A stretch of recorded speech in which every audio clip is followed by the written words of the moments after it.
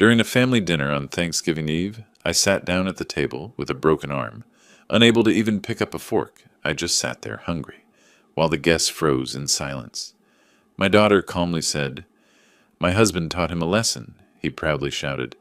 "The old man thought he was the boss here, so I proved him wrong." I just smiled. But 10 minutes later, the doorbell rang, and he panicked. A father's revenge always comes unexpectedly, and justice does not forgive traitors. Before we continue, please subscribe to the channel and write in the comments what time it is where you are now. The doorbell cut through my concentration like a blade. I'd been sorting through old Coast Guard investigation files, lost in the methodical work of organizing 2 decades of maritime incident reports. The afternoon light slanted through my study window, dust motes swimming in the beam. I wasn't expecting anyone. Lula stood on my porch, arms spread wide for an embrace that felt rehearsed. "Dad! Surprise!" Ralph lingered behind her, eyes fixed on his phone screen. He glanced up briefly when I stepped back to let them inside. "Hope we're not interrupting, Mr. Gray." The formality always grated. We'd known each other 7 years now. "Lula, Ralph, come in." My living room still carried the maritime photographs I'd collected over 30 years. Lighthouses, cargo vessels, the USS Constitution. My leather chair sat angled toward the window where I could watch the street. They settled onto the couch while I remained standing, waiting for the explanation I knew was coming. "We have something for you." Lula pulled a cream-colored envelope from her oversized purse, sliding it across my coffee table. The brochures inside gleamed with tropical blues and whites. Caribbean Pearl, 7-day cruise, 3 passengers, a cruise. I picked up the materials, studying them with the same attention I'd once given suspicious cargo manifests. "That's quite an investment." "You deserve it, Dad." "We've been planning this for weeks." Her smile stretched too wide, like fabric pulled past its limit. Ralph leaned forward, elbows on his knees. "Your birthday only comes once a year. We wanted to do something meaningful." I set the brochures down with deliberate care. "You're both very generous, though I seem to remember a conversation about car repairs 6 months back." Lula's laugh came out brittle. "That's taken care of. We've been saving specifically for this. Right, Ralph?" "Absolutely." Ralph's response arrived too quickly, a man reciting prepared lines. "Insurance business has been solid lately. We wanted to show our appreciation for everything you've done." The words felt hollow. I knew Ralph's agency barely covered their mortgage. I'd seen the overdue notice that fell from Lula's purse during Christmas dinner, the one she'd snatched up with burning cheeks. "When does it depart?" I moved toward my kitchen, needing distance to think. They followed. "Saturday morning from Miami." Lula slid onto one of my kitchen chairs, fingers drumming against the oak table. 2 days from now. The timing's perfect." I filled the kettle, buying seconds to process. "I have a notary appointment Wednesday. Estate planning review. Nothing urgent." Ralph's coffee cup halted halfway to his mouth. The silence stretched until Lula broke it with forced brightness. "Reschedule it." "Dad, honestly, estate planning can wait. This cruise opportunity expires tomorrow. The price goes up significantly after that." "These deals don't last," Ralph added, his voice dropping into a register I'd never heard before. Something cold lived in those words. I turned to face them, leaning against my counter. "When exactly did you book this?" Lula's gaze darted to Ralph before answering. "Last week. We wanted it to be a complete surprise." "Last week," I repeated, letting the timeline hang between us, before confirming I was available. "We knew you'd be available, Dad." Bitterness crept into her tone. "You're always available. It's not like you have anything else demanding your time." The accusation landed harder than she'd probably intended. Ralph shot her a warning glance, but the damage was done. She flushed, looking away. I poured water into 3 mugs, the domestic ritual giving me space to consider. My daughter wanted me on a cruise ship. My son-in-law watched me with eyes that measured rather than welcomed. A notary appointment had triggered visible tension. "Fine," I said finally. "I'll go." Lula's relief looked genuine, which somehow made it more troubling. "Really? Oh, Dad, you're going to love it. Quality time together, just the 3 of us." Ralph stood immediately, already moving toward my front door. "We'll send you all the details tonight. Departure is 9 a.m. sharp from Miami Port. Don't be late." I followed them out, watching as they descended my porch steps. Lula paused at their car, turning back with what might have been authentic emotion flickering across her face. Thank you for saying yes. I know we've had our rough patches lately. Family is family, I said, because it seemed expected. Ralph opened the driver's door but didn't get in. Instead, he stood looking back at my house, studying it with an expression I couldn't decipher. Assessment? Inventory? His gaze swept across the windows, the small balcony, the neat landscaping I maintained myself. Then his attention shifted to me, and something in his face made my investigator on instincts flare. They drove away. I remained at my door, hand resting against the frame. Though the August afternoon was warm, a coldness had settled into my chest that had nothing to do with temperature. Inside, I returned to my study. The Coast Guard files lay scattered across my desk. Incident reports, witness statements, evidence photographs. 3 decades of investigating maritime accidents had taught me to recognize patterns, to trust when details didn't align properly. I pulled a small notebook from my drawer, the kind I'd carried during active investigations. My hand moved automatically, documenting what I'd observed. The expensive envelope, Ralph's 4 glances at his watch, Lula's trembling fingers, their reaction to the notary mention, the planned cabin locations I'd glimpsed on the passenger list. The evening light faded while I worked. When I finally moved to pack, I selected clothes methodically. Casual shirts, comfortable pants, nothing that would draw attention. The notebook went into my bag's side pocket, a habit from decades of field work. I sat on my bed, staring at the packed luggage. My hand moved to the notebook again, pulling it out. I wrote one final observation before sleep. They need me on that ship specifically. The question is why. The highway stretched ahead, pre-dawn darkness giving way to gray. I'd left Clearwater at 7, thermos of coffee secured in the cup holder, GPS showing Miami port coordinates. The notebook sat in my passenger seat where I could glance at it during straight stretches, my observations from Thursday still visible in the dim interior light. Traffic thickened as I approached Miami. By the time I reached the port terminal at 11:30, the parking structure was already half full. I grabbed my bag, locked my truck, and headed toward the chaos of departure day. Families swarmed the check-in area. Children shrieked with excitement.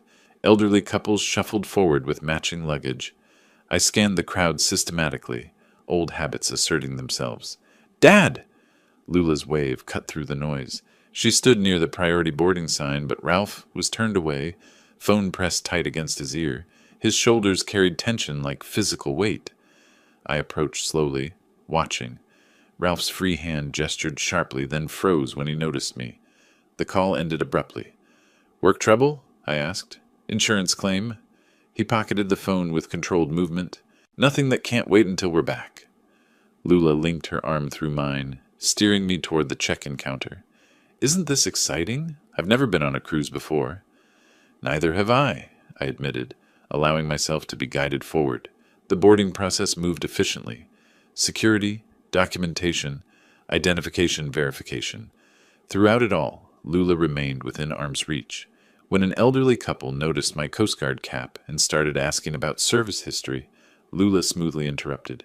"Dad, we need to locate our cabins quickly. The ship's enormous. We could get lost." The couple smiled politely and moved on. I filed the interference away mentally. A crew member in crisp whites escorted us to Deck 9. The corridor smelled of fresh carpet and cleaning solution. He stopped at cabin 912. "Mr. and Mrs. Morrison, your interior accommodation." Then he led me further down. "Mr. Gray, cabin 914. Exterior, with private balcony." I stepped inside. The space was compact but well appointed. The balcony door slid open smoothly, too smoothly, requiring almost no pressure. I walked out onto the narrow platform, gripping the railing. Standard height, maybe 42 inches. I leaned slightly, gauging the distance to the water below. 50 feet minimum, possibly more. "Enjoying the view already?" Ralph stood in my doorway, watching. "Quite a drop." I tested the railing's stability. Solid construction. "Hope you'll take advantage of the fresh air. Really breathe in the ocean." Something in his phrasing felt rehearsed. "I'm sure I will." I came back inside, noting how he tracked my movement. After he left, I conducted a thorough inspection. Door lock, standard magnetic key system. Balcony access. From inside only, but the sliding mechanism offered minimal security. Neighboring cabins. 913 and 915 showed no signs of occupancy through their balcony spaces. Isolated positioning. The afternoon passed in mandatory safety procedures. During the muster drill, passengers gathered at designated stations while crew members demonstrated life jacket usage. I noticed Ralph slip away mid-demonstration, moving toward an upper deck stairwell. Old surveillance instincts kicked in. I followed at a distance, keeping other passengers between us. Ralph emerged onto deck 11, pacing near the railing. His phone was out again, conversation intense. I moved closer, using a bulkhead for cover. I said everything's set for Monday night. Ralph's voice carried frustration. No, she's committed. Stop questioning me. He turned suddenly. Our eyes met. Whatever he read in my expression made his jaw tighten. Captain concerns? I asked, gesturing toward his phone. Insurance company. Always some crisis. He brushed past me, heading back down. I remained on deck 11, watching Miami's skyline recede as the ship began its departure. Monday night, 2 days away. The formal dining room that evening sparkled with chandeliers and white tablecloths. Ralph ordered a $30 cocktail, barely touched it. Lula picked at her salmon, pushing rice around her plate. Dessert arrived, chocolate mousse in crystal dishes. Ralph set down his untouched drink and leaned forward. That notary appointment you mentioned. What's the current status of your will? Lula's fork clattered against porcelain. Ralph? What kind of question is that? He ignored her, focus locked on me. Who's listed as primary beneficiary? Just curious about your estate planning approach. I took a deliberate sip of water before responding. That's confidential. We're family. His smile held no warmth whatsoever. Surely Lula inherits. She's your only child. Estate planning is complicated, I said carefully. Multiple factors involved. But at your age, these things should be finalized, clearly defined. He wouldn't release the topic, fingers laced together on the table. Lula deserves to know what her future holds. Ralph, please, Lula's voice cracked. Can we just enjoy dinner? I studied my son-in-law, insurance agent, failed business ventures, mounting debts I'd learned about through carefully worded conversations with Lula, now suddenly interested in my will's specific details. I'll review everything with my notary when we return, I said, standing. If you'll excuse me, the seafood isn't sitting well. Back in my cabin, I pulled out the notebook. New entries. Ralph's phone calls, his timing references, the will interrogation, cabin positioning, patterns emerging like coordinates on a nautical chart. I tried sleeping, but gave up around 11. The ocean called. Old maritime instincts never fully died. I stepped onto the deck, breathing salt air, letting the engine vibration travel through my feet. Then I saw them. Ralph and Lula stood at my cabin's railing, 30 feet away. Ralph gestured downward at the black water, arm extended in what looked like demonstration. Lula hugged herself, nodding at whatever he was explaining. My footsteps made no sound on the rubberized deck. 20 feet away now? 15. Ralph turned, froze. Lula spun, hand flying to her chest. Couldn't sleep? My voice carried across the space between us. Dad, you startled us badly. She moved away from the railing like it had burned her. Ralph recovered faster. Just getting air, enjoying the night view. I walked to where they'd been standing, looked down. Moonlight revealed dark water, endless and deep. No lights below, no witnesses up here. Quite a perspective from this height. We should return to our cabin, Lula said quickly. It's late. I think I'll stay a while. I gripped the railing where Ralph's hand had been moments before. The ocean at night has always fascinated me. Ralph took Lula's elbow with visible pressure. She needs rest. Early excursion tomorrow in Nassau. I didn't book any excursion, I noted, because you should take it easy, relax on the ship. Lula's words tumbled out too fast. They left. I remained at the railing, studying the drop, the isolation, the strategic positioning of everything. Monday night, Ralph had said on the phone. 2 days from now. Inside my cabin, I moved deliberately. The chair from the desk went against the balcony door, wedged under the handle. Phone alarm set for 6 a.m. Notebook open on the nightstand. I sat on the bed, pen in hand, writing everything down. The timeline, the evidence, The growing certainty that my daughter and her husband had brought me here for a specific, terrible reason. My hand moved across the page. Monday night, 2 days. I underlined it twice. Sleep never came. I'd lain in bed staring at the ceiling until 4:30, then abandoned the pretense. By 6 I was dressed, the chair still wedged against the balcony door, like a barricade against inevitability. At 7 I walked the promenade deck with a coffee cup warming my hands, watching sunrise paint the Caribbean in shades of amber and rose. The deck was nearly empty, early risers doing laps for exercise, a young couple photographing dolphins. I positioned myself with my back to the ship's superstructure, clear sightlines in every direction, old defensive habits asserting themselves. Inspector Gray? I turned. The man in captain's whites studied me with the same intensity I'd once used inspecting his vessel. Recognition hit simultaneously. Captain Webb, I extended my hand. Marcus, isn't it? His grip was firm, but his eyes swept the deck continuously. 15 years. You recommended me for that safety commendation after inspecting Atlantic Venture. Your protocols earned it. The memories surfaced. A young officer obsessive about life jacket inspections, fire drill timing, emergency equipment placement. You've done well for yourself. Thanks to you. He stepped closer, glancing over his shoulder. His voice dropped until I had to lean in to hear. Wilbert, listen carefully. You need to leave this ship, any way possible. Your son-in-law is planning... Footsteps approached, rapid and deliberate. Ralph rounded the corner in jogging clothes, towel draped around his neck. His eyes locked onto us with immediate suspicion. Marcus released my forearm. I hadn't even registered he'd grabbed it, and straightened his uniform. Enjoy your breakfast, Mr. Gray. The formality was forced, his departure too abrupt to appear natural. Morning exercise, Wilbert? Ralph stopped beside me, breathing elevated but watching Marcus's retreating back. Just enjoying the sunrise. Friendly with the captain? The casual question carried weight I couldn't miss. We met professionally, years ago. He mentioned welcoming passengers. Part of his duties, I assume. Ralph wiped his face with the towel, studying me over the fabric. What was he saying to you? That the buffet opens at 7:30. I kept my voice level. Would you like to join me? His jaw tightened. He didn't believe me, but couldn't push without revealing his own suspicions. Lula's still sleeping. I'll see you at lunch. He jogged away, but not before looking back twice. I spent the afternoon near the pool pretending to read a paperback I'd found in the ship's library. The pages might as well have been blank. My mind catalogued movements, logged faces, tracked patterns. Ralph appeared around 3 with Lula, settling at a nearby table. An elderly gentleman in a Panama hat occupied the chair closest to them. Ralph ordered drinks. Then his voice rose slightly. Calculated projection. Terrible story I heard about last year's cruise season. Passenger went overboard at night. The elderly man looked up from his newspaper. How dreadful. Was he drinking? They think so. Ralph leaned back, too comfortable with the topic. Leaned over the railing to look at stars. One wrong move and you're in the water.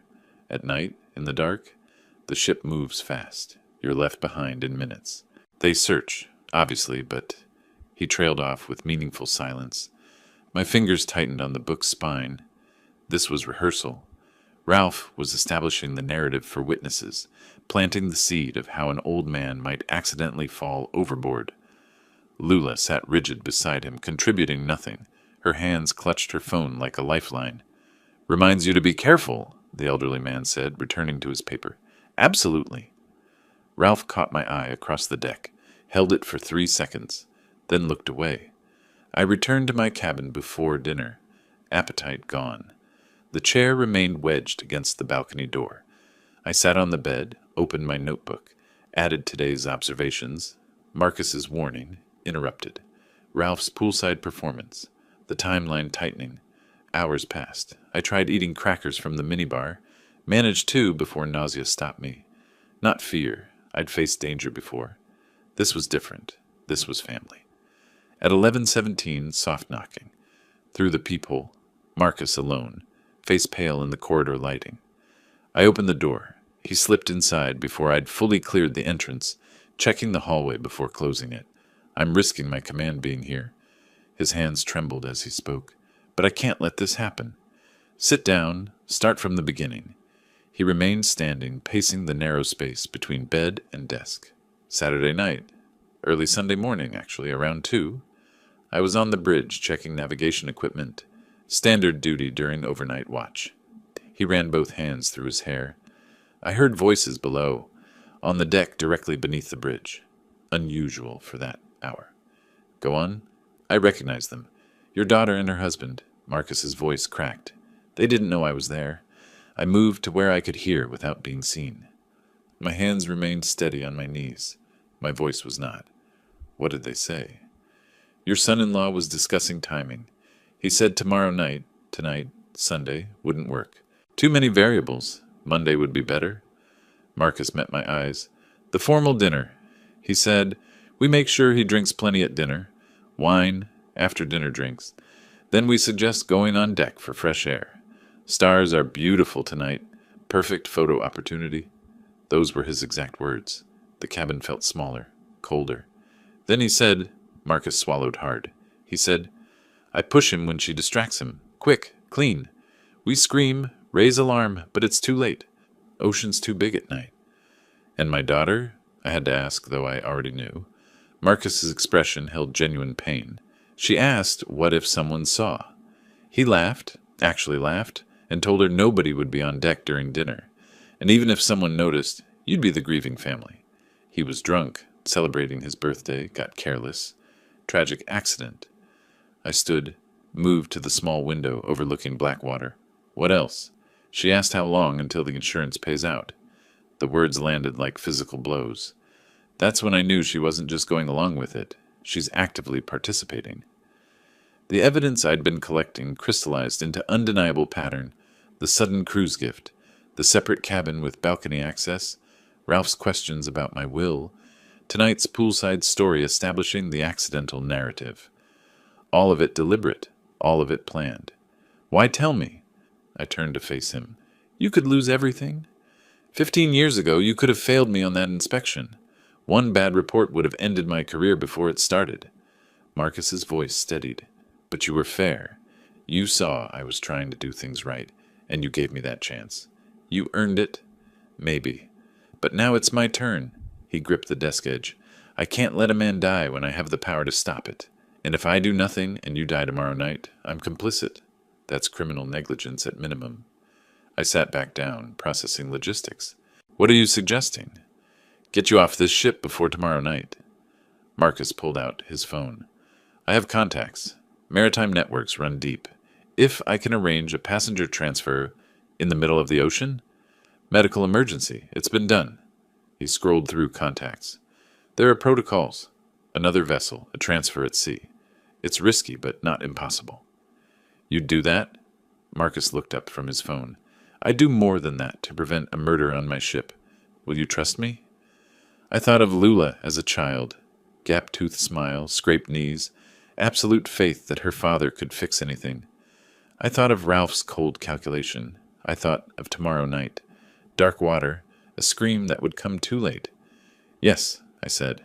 I'll trust you. Give me 30 minutes. Marcus moved toward the door. Stay in your cabin. Don't open it for anyone but me. His hand rested on the handle. He turned back, jaw set with determination. I'll find a way, Wilbert. I promise. The door closed behind him. I was alone again, staring at the chair barricading the balcony door.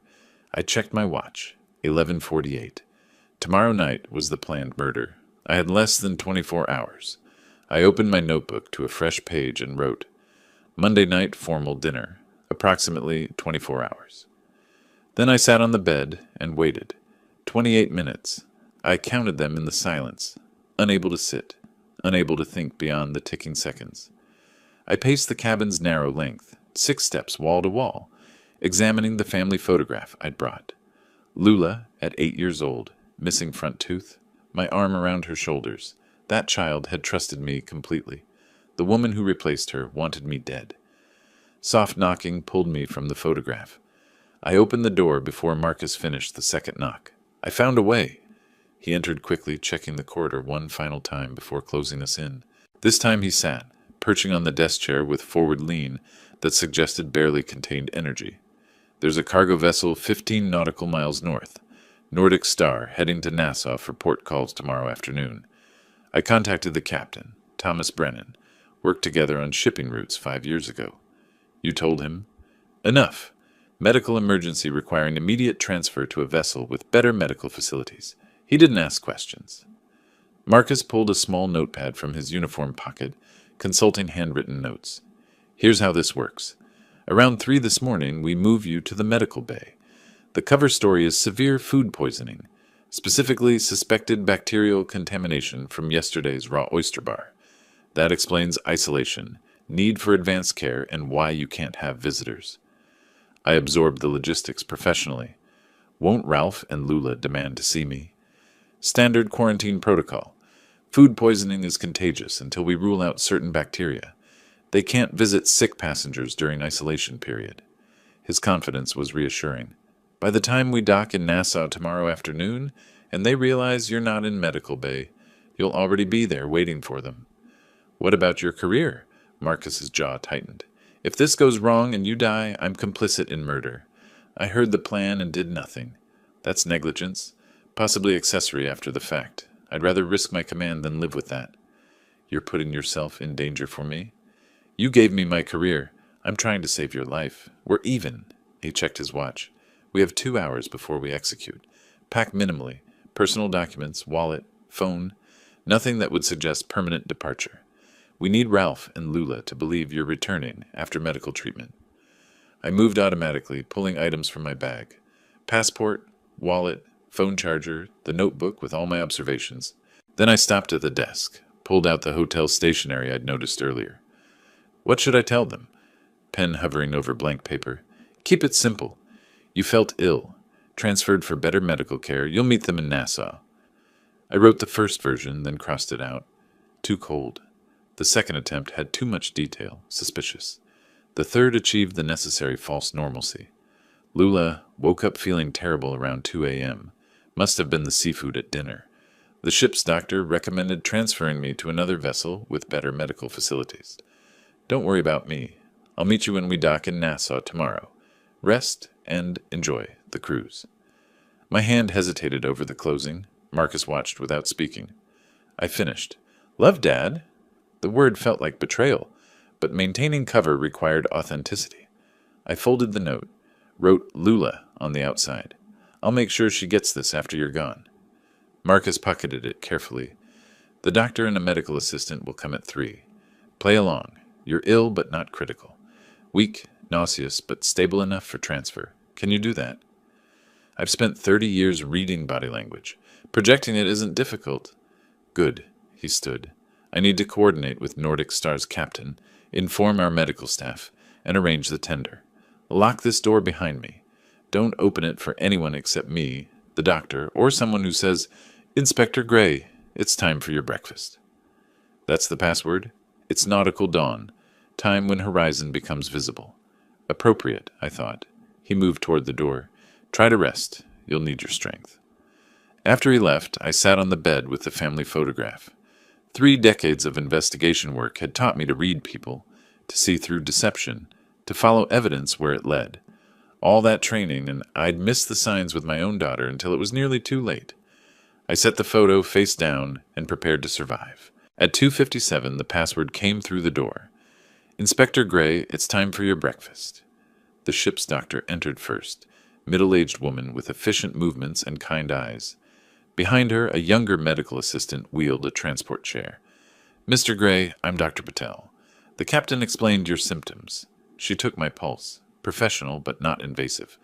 We're transferring you to Nordic Star. They have more advanced diagnostic equipment for suspected bacterial food poisoning. Thank you. I let my voice weaken, shoulders slump. Into the chair, please. We'll get you comfortable. I settled into the wheelchair, accepting the blanket the assistant draped over my lap. Dr. Patel checked my forehead temperature. I'd splashed cold water on my face minutes before, creating clammy skin. Fever's moderate, consistent with foodborne illness. She made notes on a tablet. Let's get you to medical bay first, then we'll prepare for transfer. They wheeled me through corridors I'd never seen. Service passages, crew-only areas marked with security keypads.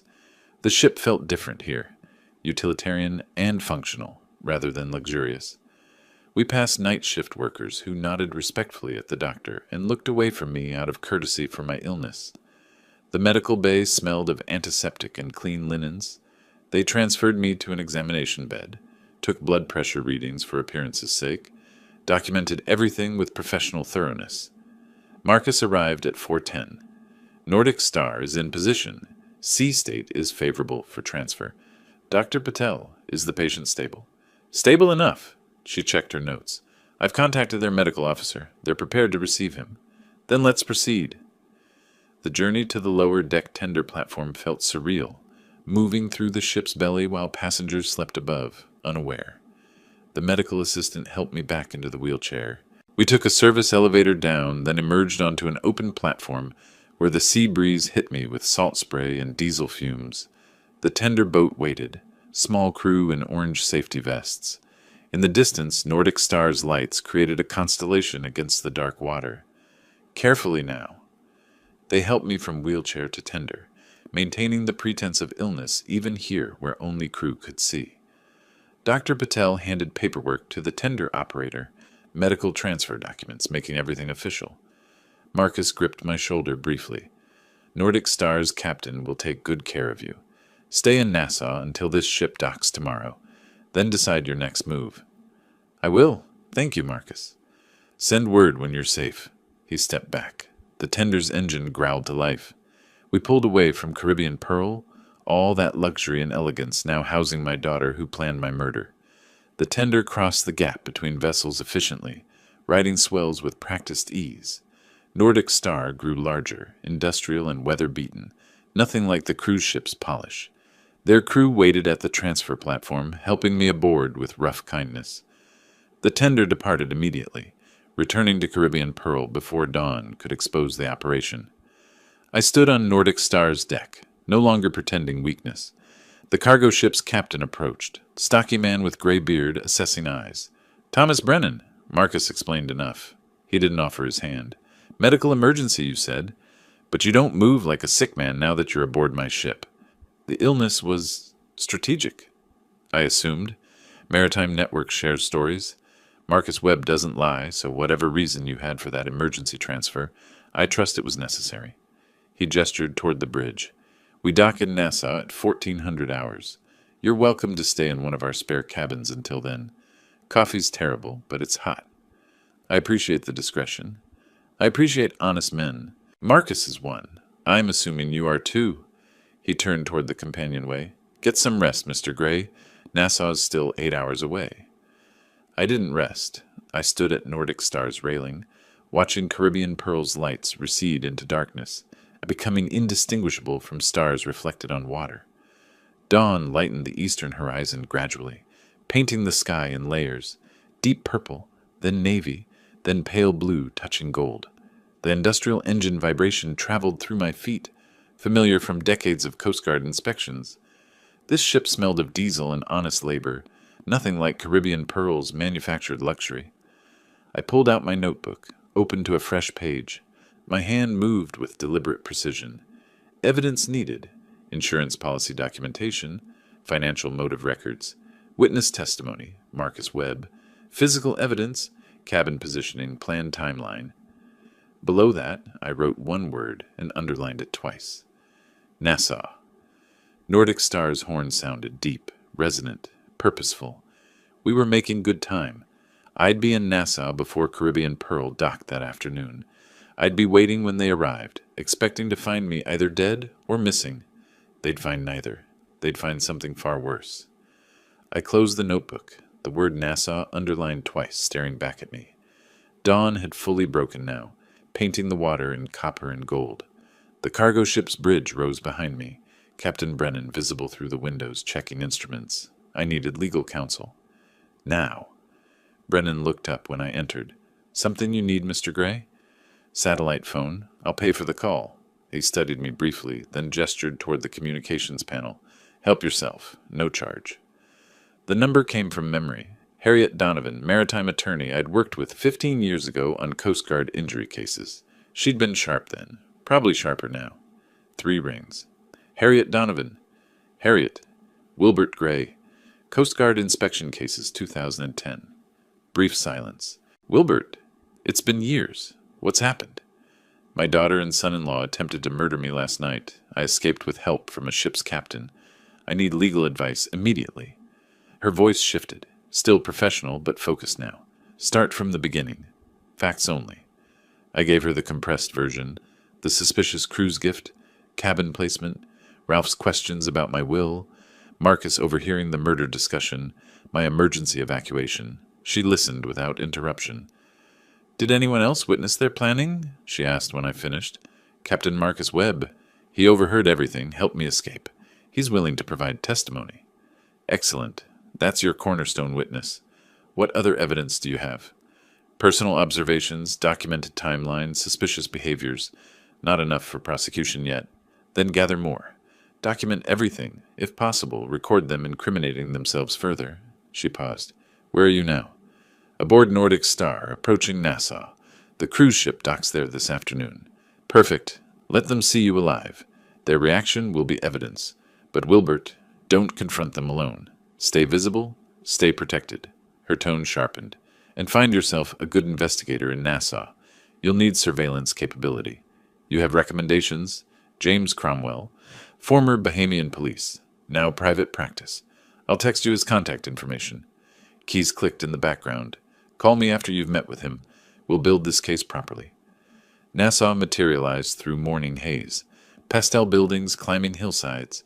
Cruise terminals sprawling along the waterfront. Nordic Star docked at the cargo facility around 8, industrial and efficient. I disembarked with my small bag, feeling oddly exposed on solid ground. The CAF, Cromwell suggested, sat between cargo operations and tourist areas, neutral territory. He was already there when I arrived, coffee untouched, eyes tracking my approach with professional assessment. Mr. Gray, he didn't stand. Harriet speaks highly of you. I sat across from him. She said you're trustworthy. Depends on the job. He leaned back, fingers laced. She mentioned family trouble. Murder plot. Want to explain? I did, watching his expression remain neutral throughout. When I finished, he asked 3 sharp questions about timing, cabin locations, and Marcus's exact testimony. Then he nodded. You want surveillance, specifically recording their reaction when they discover you're not dead. And not sick, and waiting for them in Nassau. Risky. They might try again. They'll try regardless. I want documentation of their continued intent. Cromwell pulled out his phone, scrolled through contacts. I have someone inside Caribbean Pearl's crew. Steward on the upper decks. Good man. Needs money for his daughter's medical bills. For 2,000 cash, he'll install a camera in your cabin before your family discovers you're gone. I counted out bills from my emergency funds. Wireless feed? Cloud encrypted. You'll have access within the hour. He pocketed the money efficiently. Stay here. I'll coordinate installation. The next 90 minutes stretched. I drank coffee that tasted like rust. Watched cruise ships maneuver in the harbor. My phone buzzed. Cromwell's text with login credentials. I opened the surveillance app, saw my former cabin in real time. Empty bed, barricaded balcony door still visible. Afternoon sunlight through the porthole. Around 1 o'clock, movement. The door opened. Ralph entered first, scanning the space like he expected ambush. Lula followed, holding a piece of paper. My note. The audio quality was surprisingly clear. Where is he? Ralph moved through the small space, checking the bathroom, the closet. Lula unfolded my note, read aloud. Woke up feeling terrible around 2 a.m. Transferred to another vessel with better medical facilities.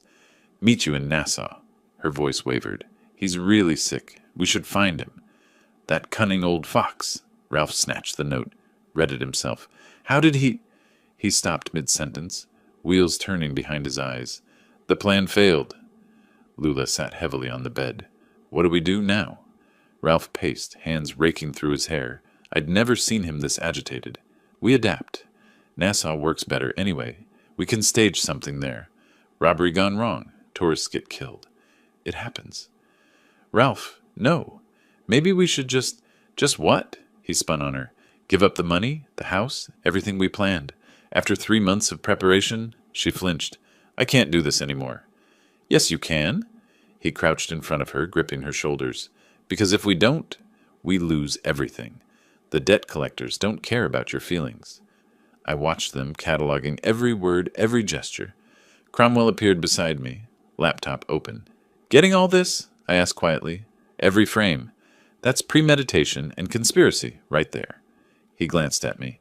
Your daughter seems conflicted. She's still complicit.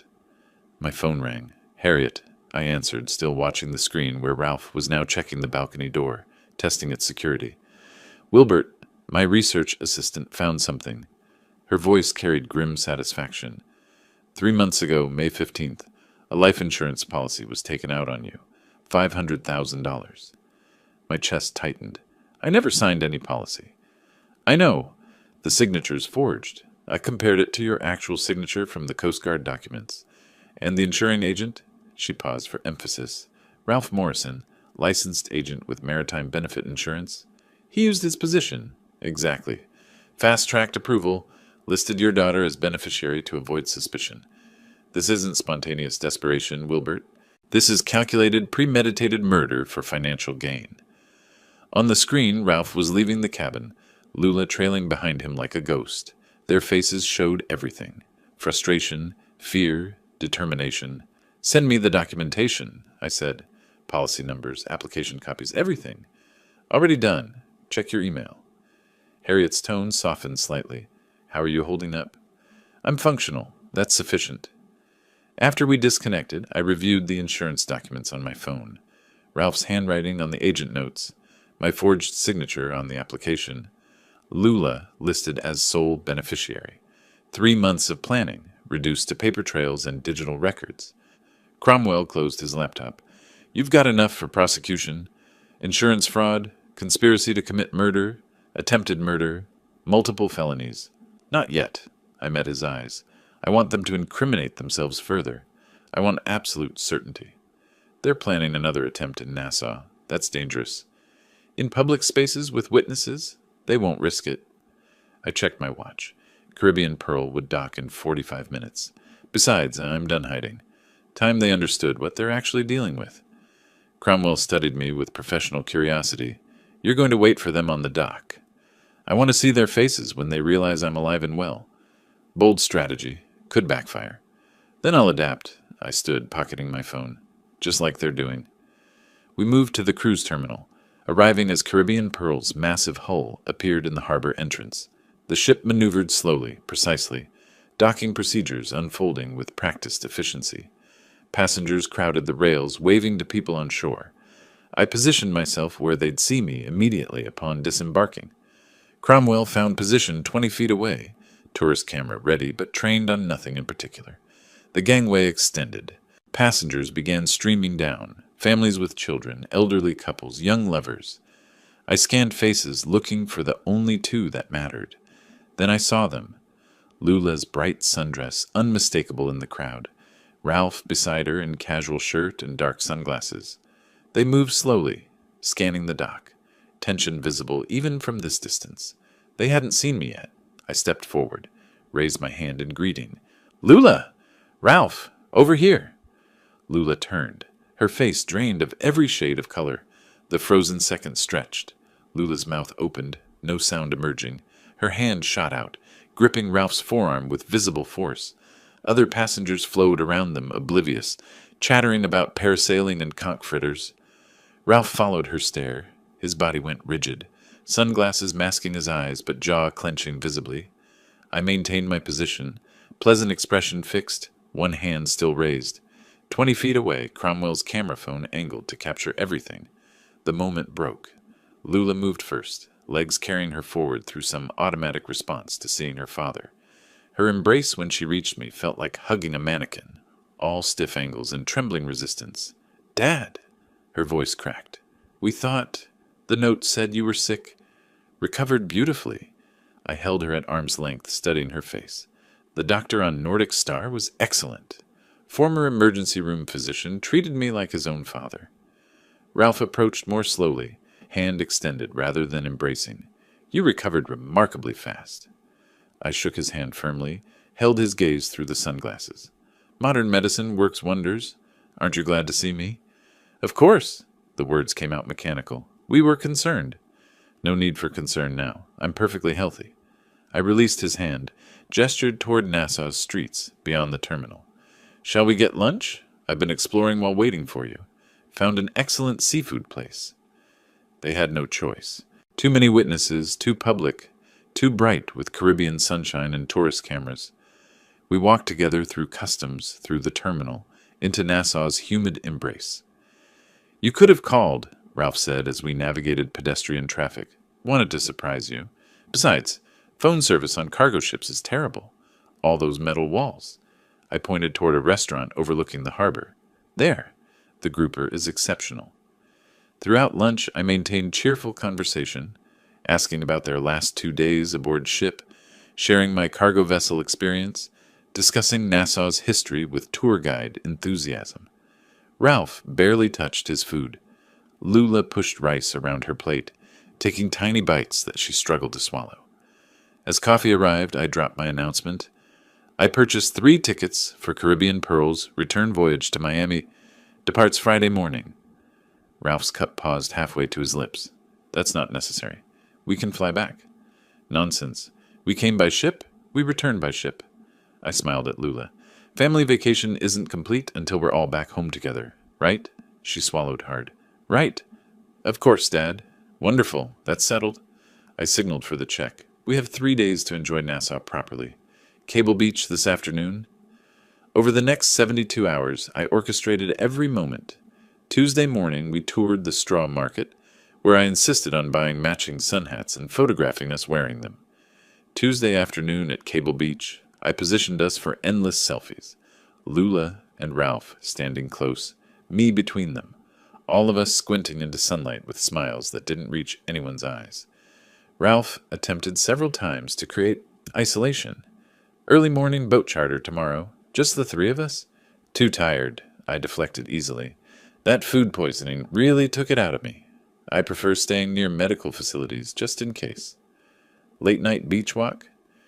These old knees don't do well on sand and darkness. Let's stick to the group tours during daylight.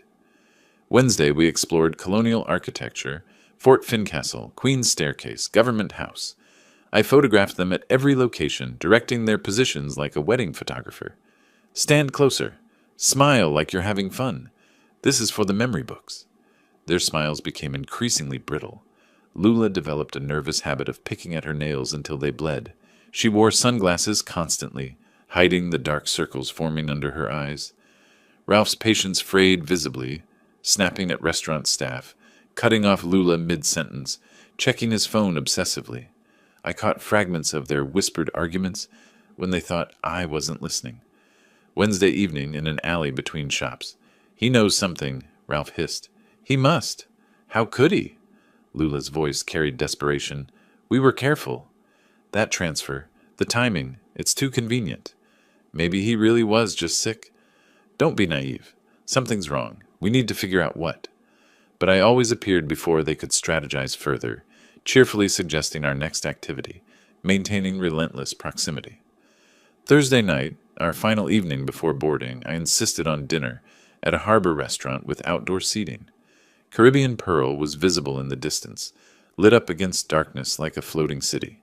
As dessert arrived, I set down my water glass. I'd avoided alcohol entirely, much to Ralph's obvious frustration, and became momentarily serious. I want to thank you both. This trip has meant everything to me, despite the health scare. Family is what matters most. I raised my glass. To family. Ralph and Lula lifted their glasses reluctantly. The toast felt like accusation wrapped in sincerity. After dinner, walking back to our hotel, I positioned myself between them, physically separating them, controlling our formation. Ralph tried to lag behind, creating distance, but I matched his pace. Beautiful night, isn't it? Perfect temperature. Perfect, he echoed flatly. Friday morning, we boarded Caribbean Pearl for the return voyage. I'd arranged different accommodations, 3 interior cabins along a central corridor, surrounded by other passengers. No exterior balconies, no isolated access points. When Ralph questioned this, I explained with practiced innocence. After that food poisoning experience, I wanted to be closer to other people. Felt safer being surrounded by activity rather than isolated. His eyes narrowed behind sunglasses. Safer from what? From being alone if I got sick again, obviously. I smiled. Why? What did you think I meant? He didn't answer, just turned away to examine his cabin. I watched him test the door lock, check the hallway sightlines, calculate angles.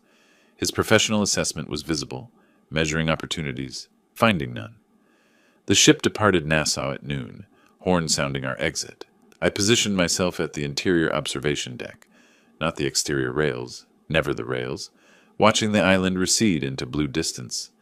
Ralph and Lula stood separately along the corridor, isolated from each other and from me. Both stared at their phones or into middle distance, trapped in whatever thoughts consumed them. My phone buzzed, text from Harriet. Evidence package complete. Insurance fraud documentation, forged signatures, witness statements from Captain Webb, surveillance recordings from Nassau. Ready to proceed when you are. I pocketed the phone, turned away from the windows toward the ship's interior. 3 days at sea ahead, then Miami. Then real consequences would begin. Walking past Ralph toward the dining room, his voice stopped me, low, barely audible. Enjoy dinner, Wilbert, while you can. I didn't turn back, didn't react, just continued walking. My hand slipped into my pocket where my phone held every recorded threat, every piece of evidence, every mistake they'd made. 3 days at sea, then they'd understand exactly what they'd tried to destroy. The parking area outside Miami's cruise terminal was organized chaos. Families reuniting, luggage carts clattering, goodbyes echoing across asphalt. I stood beside my car, keys in hand, watching Ralph and Lula approach through the crowd. Thank you for the cruise. I pulled Lula into a hug, felt her body stiffen against mine. Despite everything, it was memorable. Ralph extended his hand rather than embrace. His grip was brief, fingers cold despite the Florida heat. Let's do it again sometime, Lula offered, voice hollow. Actually, let's get together soon. I kept my tone casual, conversational. I'd like to discuss some family matters. Ralph's eyes sharpened behind his sunglasses. What kind of matters? Better discussed at home. I'll call you. I smiled warmly, waved as they walked toward their vehicle. I watched their car exit the lot, then turned toward mine. But I didn't head north toward Clearwater. I drove east into downtown Miami. Harriet Donovan's law office occupied the 10th floor of a glass tower, with Atlantic views. She'd been waiting, conference room prepared, coffee brewing, large monitor displaying files Cromwell had transmitted. Let's see what we have. She gestured toward the table where documents lay spread like evidence at a crime scene. She played the cabin recording first. Ralph's voice emerged clear through the speakers. Stage a robbery in Nassau. Tourists die here all the time. Single-party consent? I asked. Your cabin, your safety, completely admissible. She switched to the insurance documents. And this is textbook fraud? My signature on the policy application looked similar to my actual signature. Same general shape. But the pressure points were wrong, the rhythm off. Ralph had practiced, but not enough. Compare it to your Coast Guard retirement papers. Harriet placed them side by side. See the difference in the capital G? Yours has a distinct loop. The forgery doesn't. Next came the cruise ship footage Cromwell had obtained through his crew contact. The timestamp showed Sunday, August 18th, 6 p.m. Ralph stood at the balcony railing outside cabin 914, my cabin, testing its height with both hands, looking down at the water.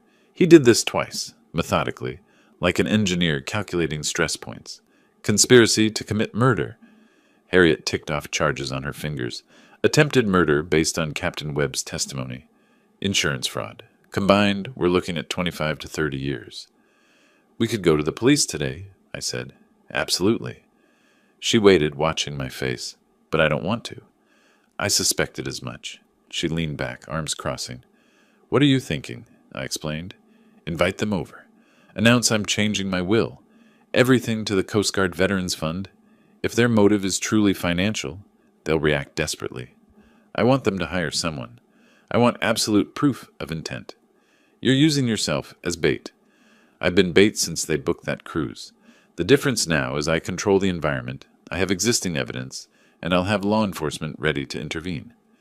Harriet studied me for a long moment. Then she opened her laptop. If we're doing this, we do it properly. By late afternoon, we'd arranged everything. Cromwell's team would install GPS trackers on Ralph and Lula's vehicles. Florida law permitted this with existing criminal evidence. More critically, Harriet contacted Judge Patricia Morrison, explained the situation, and requested emergency wiretap authorization. "Send me the cabin recording and the insurance fraud documentation," Judge Morrison said through speakerphone. "If they're as strong as Attorney Donovan claims, I'll sign tonight." 30 minutes later, authorization granted. 72 hours starting now. Use it wisely. While Harriet coordinated with surveillance specialists, I sat reviewing Captain Marcus Webb's notarized statement. His handwriting was neat, his account precise, dates, times, exact quotes from what he'd overheard. A career ship captain's attention to detail translated into perfect witness testimony. "Security team is en route to your house," Harriet announced, ending a call. "They'll install cameras tonight while you're still here. Every room except bathroom. Legal requirement. The feed goes to encrypted cloud storage with timestamp authentication." As the sun set over Biscayne Bay, turning the water molten orange, I made the call. Harriet's phone recorded it automatically, attorney-client privilege protecting the documentation. "Hi, Dad," Lula's voice carried wariness. "Lula, I'd like you and Ralph to come by tomorrow evening, 6 o'clock. There's something important we need to discuss as a family." Long pause. "What's this about?" "Estate planning. I've made some decisions I want to share with you both." Another pause. Longer. "Tomorrow evening?" 6 o'clock. I'll make lemonade like when you were young." The detail was deliberate, evoking childhood, creating false comfort. After disconnecting, Harriet replayed the call. Her hesitation was pronounced. "She's frightened." She should be. The drive back to Clearwater took nearly 4 hours. I stopped once for gas and terrible coffee, used the time to think through tomorrow's script. Every word mattered. The tone had to be apologetic, but firm, kind, but immovable. I arrived home near midnight. The security team had finished. The house looked unchanged, but tiny cameras now occupied corners, disguised as smoke detector components, thermostat sensors, electrical outlet adapters. I walked through each room, noting their positions. In my living room, I visualized tomorrow's meeting. Ralph and Lula would sit on the sofa, positioning I'd arrange naturally. I'd take my leather chair across from them, maintaining distance, controlling sightlines. The main camera would capture both their faces clearly. At my kitchen table, I opened the notebook I'd carried since the cruise began. The pages documented everything: dates, observations, evidence collected. I wrote one final entry. August 24th. Phase 3 begins. The trap is set. I stood, moved back to the living room where tomorrow's confrontation would unfold. Testing camera angles without looking directly at them, I positioned furniture slightly. The sofa angled for optimal facial capture. The coffee table cleared for unobstructed view. I placed a pitcher and glasses ready for lemonade, arranged coasters, made everything appear casually domestic. My watch showed 12:17 a.m., technically Monday now. In 18 hours, Ralph and Lula would sit in this room, and I'd deliver the words designed to trigger their final, fatal mistake. I turned off the lights, leaving the cameras recording in darkness, their tiny indicator lights blinking like distant red stars. Monday evening arrived with that peculiar Florida humidity that made the air feel thick enough to touch. I adjusted the lemonade pitcher one final time, checked that the glasses sat naturally on the coffee table, glanced at my watch. 5:45. Through the window, I saw their car turn into my driveway. Early. That meant anxiety, eagerness, or both. I opened the door before they could knock. "Come in. I just made fresh lemonade." Lula attempted a hug. I accepted it, felt her trembling slightly. Ralph nodded, no handshake offered, hands staying in his pockets. They settled onto the sofa, exactly where I'd anticipated. I poured lemonade, handed them glasses, took my chair across from them. The leather creaked familiarly beneath me. "You said this was important." Ralph skipped any pretense of small talk. "About estate planning?" "Yes." I set my glass down with deliberate care. "The cruise gave me time to think about legacy, about what really matters. I've made a decision I wanted to share with you both." They waited, bodies tense. "I'm changing my will. My entire estate, the house, savings, investments, everything will go to the Coast Guard Veterans Fund." I kept my voice gentle, apologetic even. They do important work helping retired service members. I want my legacy to serve that purpose. The silence stretched like a drawn wire about to snap. What? Lula's voice barely qualified as sound. Ralph's face darkened, a flush creeping up from his collar. You're cutting us out? Completely? You're both young, capable people. You'll build your own lives without depending on inheritance. I maintained eye contact with Ralph. I think it's the right decision. Dad, Lula leaned forward, hands clasped together pleadingly. We were counting on... You can't just... Ralph's hand shot out, gripping her wrist. Hard. Lula. The warning was clear. I watched the interaction with apparent concern, knowing the camera captured everything. I understand this is disappointing, I continued. But my estate, my choice. I'm meeting with my notary Thursday morning, August 29th, to finalize the paperwork. I wanted to tell you first, as a courtesy to family. Thursday, Ralph's voice was flat. Not a question, a calculation. 3 days from now, yes. I offered a slight smile. I hope in time you'll understand. Ralph stood abruptly, movement sharp enough that his glass nearly toppled. We're leaving! But Dad! Lula started. Now! Ralph pulled her up by the arm, grip leaving white marks on her skin. I followed them to the door, maintaining my sympathetic expression. I know this isn't what you wanted to hear. Ralph turned at the threshold. His face was a mask barely containing fury. Oh, we hear you clearly, Wilbert. The use of my first name, not Mr. Gray, felt deliberate. Very clearly. They walked to their car. I watched from the window as they sat motionless for several seconds before Ralph started the engine. My phone buzzed. Cromwell's text. Car audio active. Recording clear. Sending feed now. I moved to my computer, opened the encrypted link Cromwell provided. The audio quality was remarkable. Ralph's voice exploded through the speakers. $800,000. Just gone. To some, the profanity was creative. His fists slammed against the steering wheel repeatedly, the car rocking with the violence. Maybe we can talk to him, Lula sobbed.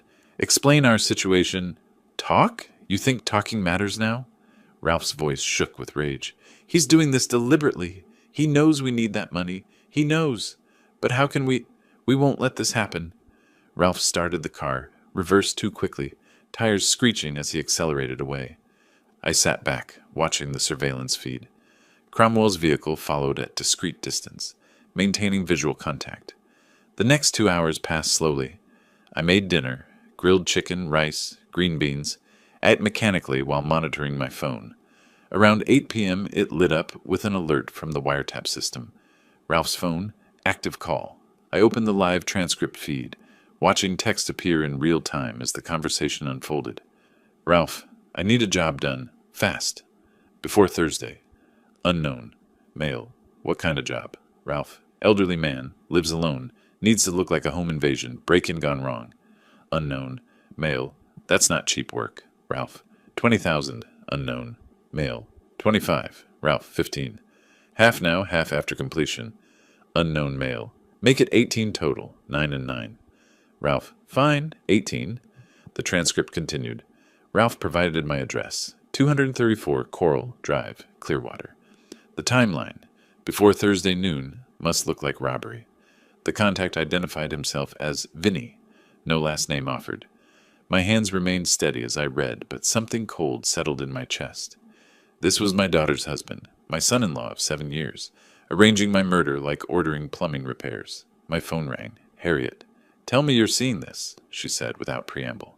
I'm watching the transcript now. Clear solicitation of murder. Premeditated. Conspiracy. We have everything, Wilbert. Her voice carried both satisfaction and concern. Time to bring in law enforcement. This has gone far enough. Agreed. I pulled up my contacts, found the number she'd provided days ago. Detective Reyes? Speaking. The voice was professional, slightly wary. He didn't recognize the number. My name is Wilbert Gray. I have evidence of conspiracy to commit murder, insurance fraud, and solicitation of murder for hire. I need to meet with you immediately. Mr. Gray, I get a lot of calls claiming evidence of various... I have a court-authorized wiretap recording from tonight, I interrupted. I have audio of my son-in-law hiring someone to kill me before Thursday. I have surveillance footage of him planning my murder on a cruise ship. I have a forged insurance policy for $500,000, and I have an attorney coordinating everything. Silence. Then, what's your attorney's name? Harriet Donovan, Maritime Law, based in Miami. I know Attorney Donovan. She's legitimate. His tone shifted. Tomorrow morning, 8 a.m., Pinellas County Sheriff's Office, Largo. Bring everything. After hanging up, I sat in my living room's dim light. The camera indicator lights blinked steadily. Small red stars scattered across my ceiling. I pulled out my phone, queued up the wiretap recording Harriet had sent as an audio file. Ralph's voice emerged from the speaker. Elderly man. Needs to look like a home invasion gone wrong. I played it twice, then set the phone down. On my mantel, an old photograph caught the lamplight. Lula at 8 years old, missing her front teeth, my arm around her shoulders at the beach. That child had loved me without reservation. I turned away from the photograph. Rising, I moved to my study, began preparing documents for tomorrow. I printed the insurance policy with its forged signature, burned Captain Marcus Webb's testimony to a USB drive alongside the cabin recording, the cruise ship surveillance footage, tonight's wiretap transcript. I created a physical binder, organized, indexed, tab-separated by evidence type. Decades as a federal inspector had taught me. Comprehensive documentation, clear chain of custody, prosecutable case construction. 3 decades of investigating maritime accidents, and the most important case I'd ever built was against my own family. I checked my watch. Nearly midnight. In 8 hours, I'd walk into the sheriff's office and hand them a completed investigation. Everything they needed to arrest Ralph Morrison and Lula Gray Morrison for conspiracy to commit murder, insurance fraud, and solicitation of murder for hire. I placed the evidence binder by the front door with my keys, returned to my living room, and sat in my leather chair one final time. The cameras recorded me there in the darkness, a 63-year-old man who'd survived his family's attempt to kill him, who'd built the case that would destroy them. Tomorrow, the trap would close completely. Tonight, I simply sat in the silence, surrounded by blinking red lights, waiting for morning. The evidence binder sat on the passenger seat beside me as I drove toward Largo, its weight somehow heavier than the physical pages inside. I'd slept perhaps 3 hours, functioning now on determination rather than rest. The Pinellas County Sheriff's Office appeared ahead, blocky, institutional, representing the shift from private investigation to public justice. Detective Frank Reyes met me in a conference room that smelled of old coffee and institutional cleaning solution. Gray walls, whiteboard covered in case notes from other investigations, recording equipment in the corner. Mr. Gray! His handshake was firm, but his eyes carried professional skepticism. Your attorney said you have evidence of murder conspiracy? Against my daughter and son-in-law. I opened the binder, showing him the index tabs. This is comprehensive. Walk me through it.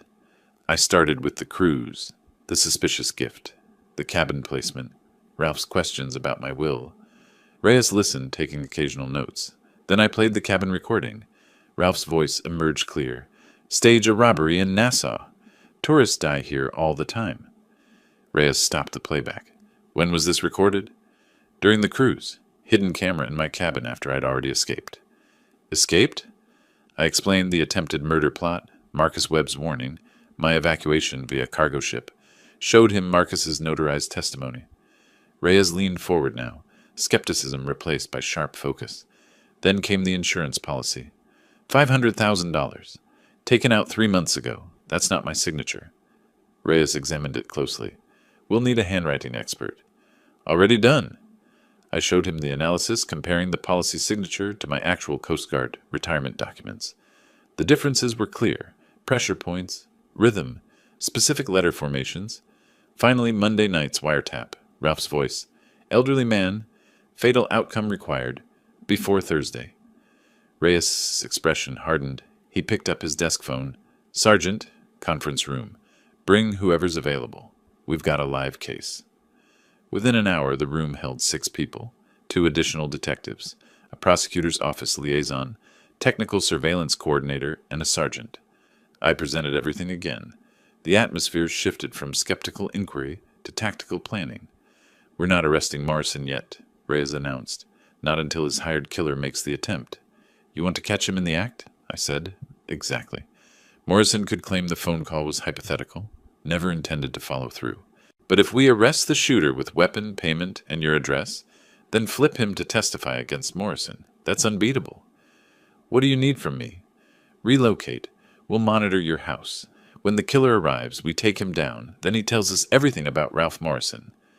Reyes pulled up a map on his laptop. Holiday Inn, Clearwater Beach. Witness protection budget covers it. Leave your car at home. Lights on timers. Make it look occupied. How long before he comes? Thursday's the deadline Morrison mentioned. Today's Tuesday. My guess? Within 48 hours. By late afternoon, I was in room 318 of the Holiday Inn, watching the Gulf of Mexico through windows I couldn't open. My house, 20 minutes away, bristled with hidden cameras and motion sensors. Plainclothes officers occupied an unmarked van 2 houses down. SWAT waited 3 blocks away. Reyes called that evening. No activity yet. Try to rest. Rest was impossible. I paced, ordered food I couldn't eat, watched mindless television. The waiting felt worse than the active danger aboard the ship. Wednesday crawled by. Hourly updates. Still nothing. Each call increased my anxiety. What if I was wrong? What if Ralph suspected? What if... Wednesday evening, 9:30, my phone rang. Male subject approaching your residence. Reyes's voice carried controlled excitement. Dark clothes, baseball cap, coming from the north alley. Stand by. I couldn't see anything from the hotel, but Reyes kept the line open. I heard radio chatter in the background. Subject at back door. He's working the lock. He's inside. Repeat. Suspect inside the residence. Give him 2 minutes, Reyes commanded someone. Let him commit fully. The wait was excruciating. 120 seconds that stretched like hours. Execute. Go, go, go. Through the phone I heard muffled shouting. Police! Show your hands. Then nothing. Silence. Then suspect in custody. Weapon secured. No shots fired. Reyes spoke directly to me. We got him. Vincent Cordero, 34, priors for assault. Had a loaded .38, cash in his pocket, and your address written on a piece of paper. Has he talked? Not yet, but he will. Thursday morning, I sat in an observation room at the sheriff's office, watching through one-way glass. Vincent Cordero, Vinny, according to the arrest report, sat handcuffed beside a public defender who looked fresh out of law school. Reyes entered with a folder, set it on the table. Mr. Cordero, let's discuss your situation. I want a deal, Vinny said immediately. His voice was flat, resigned. My lawyer says you have me on tape with Morrison. We do. And we have mall surveillance footage of you receiving payment, and we caught you inside the victim's home with a loaded weapon. Reyes opened the folder. You're facing conspiracy to commit murder, attempted murder, breaking and entering with intent. That's 25 years minimum. Vinny's lawyer whispered in his ear. He nodded. But if you cooperate fully, testify against Ralph Morrison, provide complete details, we can discuss reduced charges. Another whispered consultation, then, what do you want to know? Start with how you met Morrison. Casino. Paradise Shores about 6 months back. We were both losing, ended up talking at the bar. Vinny's recitation was mechanical, a man recounting facts to save himself. Last week he felt me out about specialized work. Monday night he called, said he had an urgent job. What job? Kill his father-in-law, make it look like home invasion. 15,000 total, half up front. Where did you meet for payment? Tyrone Square Mall? Tuesday afternoon, around 3. He gave me $7,500 cash in a white envelope. Reyes pulled out surveillance photos, clear images of Ralph and Vinny beside Ralph's car, envelope visible mid-transfer. Timestamp, 2:47 p.m. He was sweating like crazy, Vinny continued. Kept saying it had to be done before Thursday. Something about a notary appointment, inheritance, needing it done fast. Watching from the observation room, I felt the final piece click into place. Ralph's desperation captured on video, his own hired killer, documenting every detail. Perfect. Reyes emerged 15 minutes later. He'll testify. He'll plead to lesser charges, but he'll give us Ralph Morrison gift-wrapped. What happens now? Now we prepare arrest warrants. Reyes checked his watch. Thursday morning, 6 a.m. We'll hit their house early. Less chance of flight or resistance. He handed me an operational briefing sheet. You can follow in a separate vehicle, but you stay back until we secure the scene. Understood? I took the paper, folded it carefully, placed it in my pocket. I'd been waiting for this moment since Marcus Webb first warned me on that ship's deck under Caribbean stars. Get some rest, Reyes advised as we walked toward the exit. I don't think I could sleep if I tried. Outside, the August night pressed humid and heavy. In a few hours, my daughter would be arrested. In a few hours, justice would be served. I drove back to the hotel, but I didn't sleep. I sat by the window, watching darkness slowly fade to gray, waiting for morning. Dawn came too slowly and too fast. At 5:45 Thursday morning, I sat in my car 2 blocks from Ralph and Lula's house in a quiet St. Petersburg neighborhood. The arrest briefing sheet lay on the passenger seat. I hadn't slept. Couldn't, after leaving the sheriff's office. Ahead, unmarked police vehicles positioned themselves around the target address. My phone vibrated. Text from Reyes, 5 minutes. Stay in vehicle until we signal all clear. At exactly 6 o'clock, Reyes's team moved. 4 officers approached, 2 front, 2 back. Reyes knocked firmly. Authority in the sound. Lights flipped on inside. Another knock. Harder. Police! Open the door! The lock clicked. Door opened. Lula appeared in a bathrobe, hair disheveled, eyes squinting against the porch light. She saw badges. Her face transformed, color draining completely, hand flying to her mouth. What? What's happening? Ralph's voice from inside. Lula? Who? He appeared behind her, bare-chested sweatpants, and froze. His eyes widened, then narrowed with calculation. Ralph Morrison, Lula Gray Morrison, you're both under arrest. Reyes's voice allowed no argument. Hands where I can see them. For what? Ralph managed. Conspiracy to commit murder, attempted murder, insurance fraud, solicitation of murder for hire. Each charge struck like a hammer blow. Lula swayed. An officer steadied her. Ralph's face cycled through expressions too quickly to track. Shock, denial, fury, calculation. There's been a mistake. You have the right to remain silent. Reyes continued reading Miranda rights as handcuffs clicked into place. Both of them. Neighbors' lights began glowing in windows up and down the street. As officers escorted them toward separate patrol cars, Lula spotted me standing by my vehicle. Dad! Daddy, please! Her voice broke into ragged crying. Tell them this is wrong. It was Ralph. He forced me. I swear I never wanted any of this. I remained silent.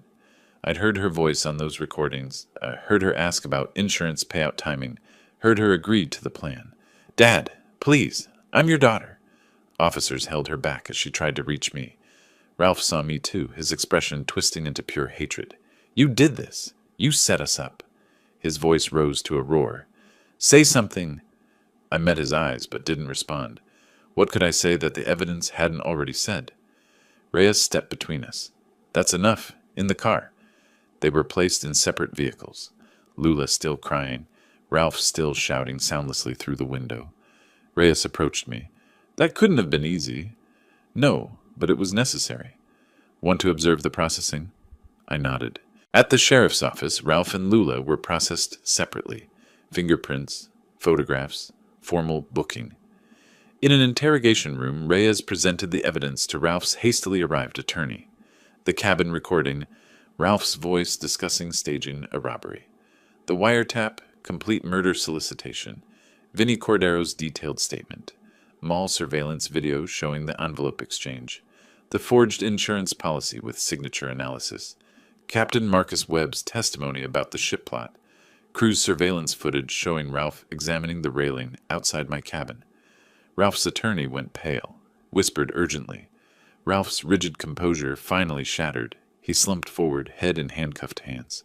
By mid-morning, formal charges were filed. The prosecutor, Assistant State Attorney Margaret Chen, held a press conference detailing the attempted family murder, the cruise ship plot, the foiled contract killing. Media descended. Cameras. Questions I refused to answer. The bail hearing came that afternoon. Given the severity of charges and flight risk, Judge Torres set bail high. Ralph, $250,000. Lula, $150,000. Neither could post it. They were remanded to Pinellas County Jail pending trial. Their attorneys immediately began discussing plea deals. The evidence was insurmountable. 2 weeks later, I sat in Harriet Donovan's Miami office signing final documents. The insurance company had voided the fraudulent policy. Harriet had filed a civil suit for damages, likely uncollectible, but officially recorded. I signed the new will. Everything to the Coast Guard Veterans Fund, house, savings, investments, approximately $850,000 total. As promised, no inheritance for Lula. This leaves nothing to your daughter, Harriet said quietly. That's correct. Even if she cooperates, serves reduced time, she'll have nothing when released. She made her choice. I set down the pen. Now she lives with the consequences. You're certain? Completely. I drove back to Clearwater, returned to my house for the first time since the arrests. The surveillance equipment was gone, the cameras removed. The rooms felt emptier somehow, even though nothing physical had changed. I stood at my living room window, the same window where I'd watched Ralph and Lula leave after announcing the cruise, where hidden cameras had recorded Monday's confrontation, where I'd stood so many times over 30 years. The Gulf of Mexico stretched before me, unchanged. Same view, same afternoon sun glittering on water, same sound of waves against the shore. But everything else had transformed. My daughter was in jail awaiting trial. Her husband faced decades of imprisonment. The money I'd worked 30 years to accumulate would help veterans who'd served with honor instead of family who'd tried to murder me. On the mantel, that photograph of Lula at 8 years old still sat in its frame. Gap-toothed smile, my arm around her shoulders, a day at the beach before life became complicated. I picked it up, looked at it one final time, then set it face down. Some bridges once burned can't be rebuilt. Justice had been served. Cold, complete, necessary justice. Not the warm satisfaction of revenge, just the grim certainty that consequences had arrived where they belonged. I closed the blinds, turned away from the window, and continued living, which was more than Ralph and Lula had planned for me. If you liked this story, please like this video, subscribe to the channel, and share your impressions of this story in the comments. To listen to the next story, click on the box on the left. Thank you for watching.